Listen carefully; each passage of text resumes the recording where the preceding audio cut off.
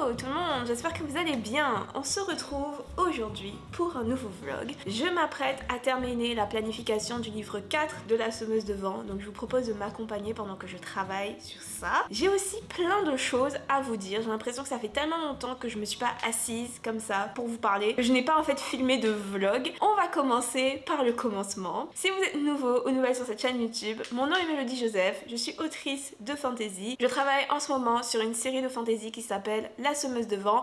Le premier tome de cette série est sorti au Québec. Le deuxième tome devrait sortir dans pas très longtemps. Je suis en train de corriger le troisième tome et là je travaille sur le plan du quatrième tome que je m'apprête à écrire. Ces dernières semaines j'étais plutôt occupée. Comme je viens de le dire, le premier tome de La Semeuse de Vent est sorti au Québec en début d'année et depuis j'ai pas mal fait la promotion de mon livre. Je sais pas si vous l'avez vu passer sur Instagram, si vous ne me suivez pas sur Instagram, vous devriez. Mais j'ai eu la chance d'apparaître dans plusieurs journaux et j'ai aussi eu la chance de passer à la radio 2 fois. Mon livre a une grosse couverture médiatique et j'ai donné plusieurs entrevues pour en parler. Donc ça c'est vraiment top. J'ai aussi été à des événements, je suis allée à 2 salons. J'ai participé au salon du livre de Trois-Rivières, j'y étais pendant quelques heures. J'ai été sur une table ronde sur la francophonie qui était vraiment très intéressante. C'était ma première table ronde, donc vous pouvez imaginer mon stress. Mais finalement, ça s'est super bien passé. Les autres auteurs qui étaient avec moi sur la table ronde étaient vraiment gentils. La semaine dernière, j'étais aussi au Salon du Livre de Québec et ça, c'était vraiment le fun. J'ai pu rencontrer plein de personnes super intéressantes. Quelques personnes sont venues à mon kiosque aussi parce que j'avais des séances de dédicaces et j'ai pu parler avec ces personnes et ça, c'était vraiment bien. Donc si vous êtes venu me voir au Salon du Livre de Québec, merci d'être passé, ça m'a fait vraiment plaisir de vous voir et de vous parler. Au Salon du Livre de Québec, j'ai aussi été sur une sorte de table ronde où j'ai pu parler de mon roman, parler d'afro-fantasy, pardon, et ça c'était vraiment bien. Et mon prochain événement, c'est la semaine prochaine, je serai au Festival Métropolis Bleu, je serai sur une table ronde à nouveau sur l'afrofuturisme, l'afro-fantasy et en fait les nouveaux genres des littératures de l'imaginaire. Maintenant j'ai l'impression que je commence un peu à m'habituer aux tables rondes, mon niveau d'excitation est plus élevé que mon niveau de nervosité maintenant, je pense que c'est bon signe. Donc voilà à peu près ce que j'ai fait au cours des dernières semaines. En plus de ça, je continue de travailler à temps plein parce que ce n'est pas encore l'écriture qui me permet de payer mes factures. Et en même temps, j'essaie d'avancer dans l'écriture de La Semeuse de Vent, donc j'essaie d'avancer dans les corrections du livre 3 et j'essaie d'avancer dans la planification du livre 4. Les corrections du livre 3 se passent vraiment bien. J'ai terminé ma première phase de correction et là je suis passée à ma deuxième phase de correction. Généralement, je passe par 3 phases minimum de correction et là, je pense que pour le livre 3, ça va être 3 phases, pas plus. Le livre 4, maintenant, c'est une autre paire de manches. Mais avant de passer au livre 4, j'ai quelque chose d'autre dont je dois vous parler. La sortie de mon livre en dehors du Québec. La sortie de mon livre en Europe, plus particulièrement en France. On en est où? Je vous ai dit que mon livre serait normalement disponible en France, à la librairie du Québec à Paris. Actuellement, c'est pas tout à fait le cas. Il se passe des choses en coulisses et je ne peux pas trop vous en dire pour l'instant. Tout ce que je peux vous dire, c'est que si vous êtes en France hexagonale ou si vous êtes plutôt dans la Caraïbe, donc Martinique, Guadeloupe, Guyane, Saint-Martin, vous allez pouvoir vous procurer mon livre dans un futur assez proche et je ne peux pas en dire plus. Faut juste que nous soyons patient, que je sois patiente, que vous soyez patient. Maintenant, je peux vous parler du livre 4 de La Semeuse de Vent. Bon, baisse de qualité, j'ai dû passer sur mon téléphone parce que la batterie sur ma caméra est morte et il faut vraiment que je filme ça maintenant, sinon j'aurai pas le temps. Le livre 4 de La Semeuse de Vent. Je travaille dessus depuis environ 4 semaines et c'est beaucoup plus difficile que ce que je pensais. Même si j'aurais dû m'y attendre, on parle quand même de la fin de ma série de 4 livres. Ce sera le livre qui va conclure toutes les intrigues, donc bien évidemment c'est difficile de le planifier. Généralement quand je planifie quelque chose, je passe par plusieurs étapes. La première est une étape de brainstorming qui peut durer plusieurs années. Durant cette étape, j'essaye de comprendre qu'est-ce que j'ai envie de raconter. Ensuite, je passe à l'écriture d'un synopsis qui peut aussi durer plusieurs jours. Pendant l'écriture du synopsis, je décide quels sont les événements que j'ai envie de mettre en scène et dans quel ordre ces événements vont s'enchaîner. Une fois que le synopsis est écrit, je passe par la réalisation d'un plan par chapitre ou plan par scène selon ce que je dois écrire.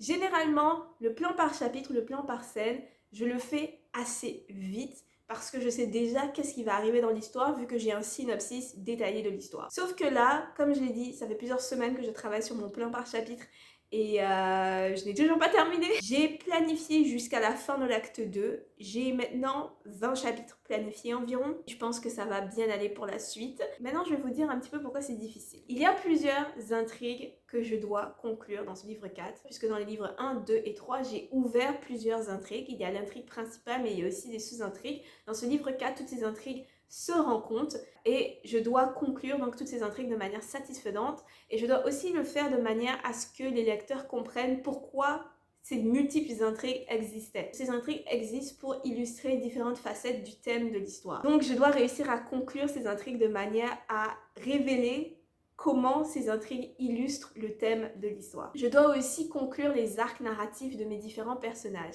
J'ai un personnage principal qui s'appelle Olive, donc bien sûr je dois conclure l'arc narratif d'Olive, mais j'ai aussi plusieurs autres personnages plus ou moins importants dans l'histoire que les lecteurs auront suivi du livre 1 au livre 4, donc j'ai besoin aussi d'offrir une fin satisfaisante pour ces personnages-là, et j'ai besoin de conclure les relations des différents personnages de manière satisfaisante. Et tout en faisant ça, je dois aussi écrire une histoire intéressante. Donc je dois écrire une histoire avec un rythme intéressant, des scènes d'action intéressantes, des dialogues intéressants, et enfin je dois m'assurer de révéler tout ce qui doit être révélé pour qu'une fois arrivé à la fin de l'histoire, les lecteurs se disent « Ah ok, toutes les questions que j'avais ont eu une réponse, c'est bon. » Je veux qu'il y ait une réponse à toutes les questions que j'ai soulevées dans l'histoire parce qu'il y en a une, donc il ne faut pas que j'oublie de donner les réponses. Donc comme vous pouvez le voir, c'est plusieurs choses à gérer. Et bien sûr, il y a autre chose qui augmente un petit peu le niveau de difficulté. J'ai décidé que dans ce livre 4, il y aurait plusieurs points de vue. Jusqu'à maintenant, l'histoire a été racontée du point de vue d'Olive, qui est le personnage principal de l'histoire donc. Mais dans ce livre 4, je vais avoir plusieurs points de vue parce qu'il se passe plusieurs choses en même temps à différents endroits dans mon monde, et j'ai besoin donc de ces différents points de vue pour raconter ce que je dois raconter. J'ai aussi besoin de ces différents points de vue pour faire évoluer les personnages, tous les personnages en fait, de manière satisfaisante. Mais malgré toutes ces difficultés, je prends beaucoup de plaisir à planifier ce livre 4. Pour planifier ce livre 4, la première chose que j'ai faite, c'est que j'ai pris mon vieux carnet. C'est dans ce carnet que j'ai planifié La Semeuse de Vent quand ça s'appelait encore Projet Céleste. J'ai écrit tout ce qui doit arriver à mes personnages importants dans ce livre 4 pour que leurs arcs soient satisfaisants. Je ne sais pas si vous allez voir ce que j'ai écrit, mais je flouterai si vous voyez trop. Ici, on a Olive, donc ça c'est tout ce qui doit lui arriver dans le livre 4. Ici, on a Astra, c'est tout ce qui doit lui arriver dans le livre 4. Et ici, on a d'autres personnages importants avec ce qui doit leur arriver dans le livre 4 pour que leurs arcs narratifs soient satisfaisants. Et j'ai commencé par les personnages parce que je pense que les personnages sont l'élément le plus important dans une histoire. Je sais qu'il y a plusieurs écoles de pensée. Il y a certaines personnes qui pensent que l'intrigue est plus importante que les personnages, d'autres personnes qui pensent que le style est plus important que les personnages et l'intrigue. Moi, je suis de cette école qui pense que les personnages sont la chose la plus importante dans une histoire. C'est pour ça que moi, quand je travaille sur une histoire, je pars toujours des personnages pour arriver à l'histoire, puis ensuite au thème, puis au style. Après ça, j'ai sorti mon Notion. J'ai fait une vidéo sur Notion dans laquelle j'explique un peu comment j'utilise cette application pour planifier mes histoires, donc je la linkerai quelque part en haut. J'ai créé un tableau et dans ce tableau, j'inscris tout ce qui doit arriver dans l'histoire par chapitre. La semaine dernière, j'ai travaillé sur le milieu de l'histoire et ça a été la partie la plus difficile parce que c'est au milieu de l'histoire que la plupart des intrigues se rencontrent, mais j'ai fini par y arriver. Et depuis que j'ai débloqué le midpoint, depuis que j'ai débloqué le milieu de l'histoire, je me sens bien par rapport à ce que j'ai planifié jusqu'à maintenant. J'utilise la méthode en 7 points pour écrire mon synopsis. Je parle de la méthode en 7 points dans cette vidéo si vous voulez aller voir qu'est-ce que c'est exactement. Une fois arrivé au plan par chapitre, je m'aide beaucoup de Save the Cat. La méthode Save the Cat m'aide à créer un bon rythme dans mon histoire. Il y a plein de choses super intéressantes dans ce livre 4. Les chapitres que j'ai le plus hâte d'écrire, c'est le chapitre 18 et peut-être le chapitre 15. J'ai vraiment hâte d'écrire le chapitre 15. Ce qui me rend un peu triste parce que ça me veut dire que j'ai 14 chapitres à écrire avant d'arriver au chapitre 15. Je vous dis là les numéros de chapitres, mais probablement qu'ils vont changer. Quand le livre 4 va sortir, il est fort probable que les chapitres 15 et 18 ne soient plus du tout les chapitres 15 et 18. Voilà, c'est là où j'en suis pour l'instant dans la planification de ce livre 4. Je vais continuer à travailler sur ça cette fin de semaine. Et on espère que dimanche, j'aurai terminé avec ce plan. On croise les doigts. Le chapitre 21 s'annonce très long. Je pense que ça va être le plus long chapitre de ce livre 4. Et ce sera probablement le chapitre le plus important du livre 4, peut-être même le chapitre le plus important de toute la série. C'est vraiment dans ce chapitre que j'exprime, que je tente en tout cas d'exprimer le thème de cette série. Ça va être un chapitre difficile pour Olive, mais nécessaire. Ce chapitre serait donc dans la partie Bad Guys Close In de la méthode Save the Cat. Je m'inquiète un petit peu parce que j'ai l'impression qu'elle va être beaucoup plus longue qu'elle ne devrait l'être.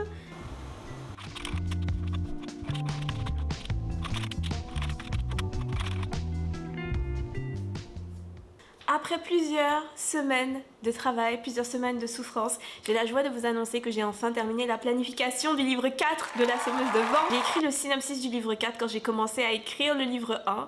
Donc depuis que j'ai commencé à écrire le livre 1, je sais où je m'en vais avec cette histoire, je savais quels événements allaient arriver dans l'histoire, qu'est-ce qui allait arriver au personnage globalement également. Donc toutes ces choses-là, je le savais, mais c'est vraiment différent d'avoir un synopsis et d'avoir un plan par chapitre. Avec le plan par chapitre, j'ai une idée beaucoup plus précise de ce qui va se passer dans le livre 4. Je peux vraiment visualiser en fait la structure du roman et je suis vraiment satisfaite de ce que j'ai fait. L'image de fin a légèrement changé. J'avais une image en tête de où est-ce que je voulais que mes personnages soient à la toute fin de la série et cette image a légèrement changé, mais je trouve que ça correspond mieux, cette image là, que c'est beaucoup mieux. Le thème a aussi légèrement changé. Au tout début de la série, j'avais une idée légèrement différente du thème et ce thème a évolué en même temps que mes réflexions et mon opinion par rapport à certains événements. Donc je dirais que l'histoire a grandi avec moi définitivement. J'ai tellement hâte d'écrire ça, j'ai tellement hâte que vous découvriez le livre 4. Je ne peux pas vous spoiler, c'est le livre 4, c'est vraiment la toute fin de l'histoire, donc je vais pas vous spoiler. Mais ce que je peux dire sur l'histoire, c'est que les personnes qui aiment le personnage de Neige, vous n'allez pas être déçus. Je vous le dis, il va falloir que vous soyez patiente, très patiente même, mais vous n'allez pas être déçus. Qu'est-ce que je peux vous dire encore sans trop spoiler? Il y a tellement de choses qui se passe dans ce livre 4, tellement de révélations et tout. J'aime énormément le dernier chapitre de l'histoire. En planifiant ce dernier chapitre tout à l'heure, j'étais émue en planifiant ce dernier chapitre. Je vais devoir relire tout ça et m'assurer que je n'oublie rien et je vais vérifier que je réponds bien à toutes mes questions, que je boucle bien toutes les intrigues. Je vais aussi vérifier que des personnages morts ne reviennent pas brusquement à la vie parce que des fois je tue des personnages et puis 2 chapitres plus tard ils réapparaissent parce que j'ai oublié que je les ai tués. Et je pense que je vais commencer la rédaction du livre 4 début mai. Est-ce que vous pouvez l'imaginer? J'arrive pas à l'imaginer.